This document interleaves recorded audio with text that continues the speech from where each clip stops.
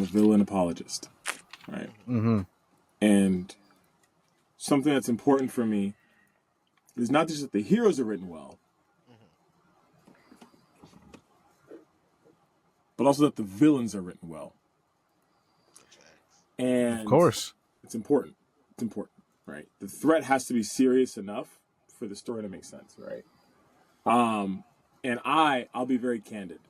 Lex Luthor and Kingpin are in my top 5 villains of all time.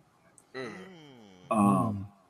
and the reason they're so high is because they're able to calculate so many steps ahead of their opponents, and they're extremely strategic, and they have little to no oversights when they're planning things out, right?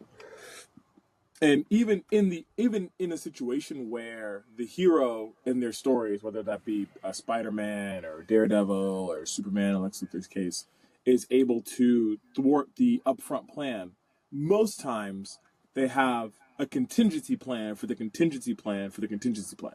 And things end up working in their benefit, regardless of how bad things turn out, right? Um, Lex had no plan B in this movie. And and as Superman was beginning to win, it kind of turned into like a snowball. Like things just started to like roll, and then Lex had Mm. no plans, no way to stop them. And then the snowball got so big, it literally crushed him at the end. Right? Like it was like a series of multiple oversights. He didn't notice his girlfriend taking selfies and thought it was weird where she was taking the selfies at. Um, he didn't set up um, like blockers in his office to prevent people from communicating out in ways that he didn't want to. Like there's like a bunch of small little oversights um, that led to an end result of him losing, right? And I felt like I was like, there's something about the way that this ended that made Lex feel kind of dumb to an extent. Like he just made a lot of misses in a weird way. For the most part, he played his role very smartly, very intelligently. Um, but those misses for me made it really tough for me. Now he's probably the smartest Lex I've seen in live action. Mm. Oh, yeah. I'll put it that way. The last Lex that we saw in live action was a joke. I would rate that Lex Luthor a two. Yes. Yeah. The Lex and Superman Returns, not way better.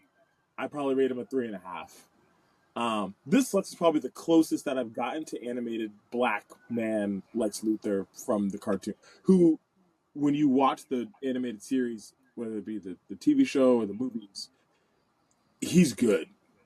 He's Yeah. smooth, he's suave, he's intelligent.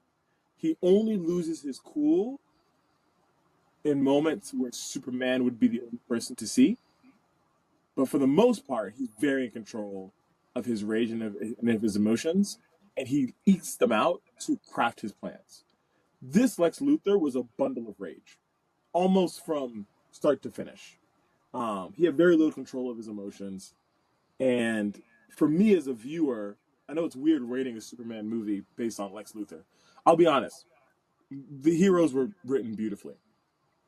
Superman, probably the best Superman I've seen in a while. But the Lex Luthor makes me knock it down by point 0.5. Okay. Unfortunately, See, I all right. have to give characters a 4.5 on this one. I if I could just, I can see what you mean, right?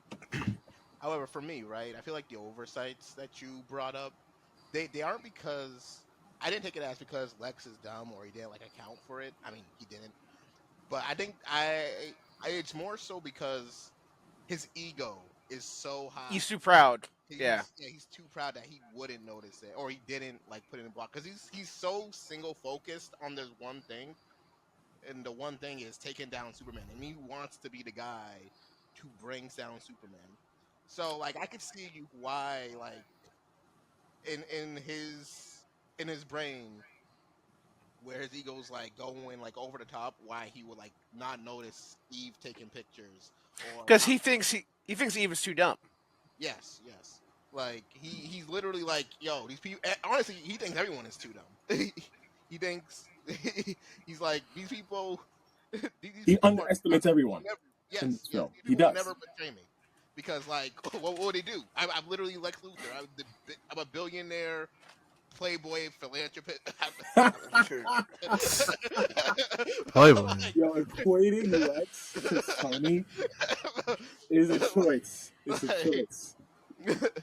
like, bro, if I say jump, they ask how high. You know, I'm that big, bro. But so like he wasn't accounting for like anyone to like backstab him, which he probably should have. But like, I can see why it wouldn't dawn on him to do so.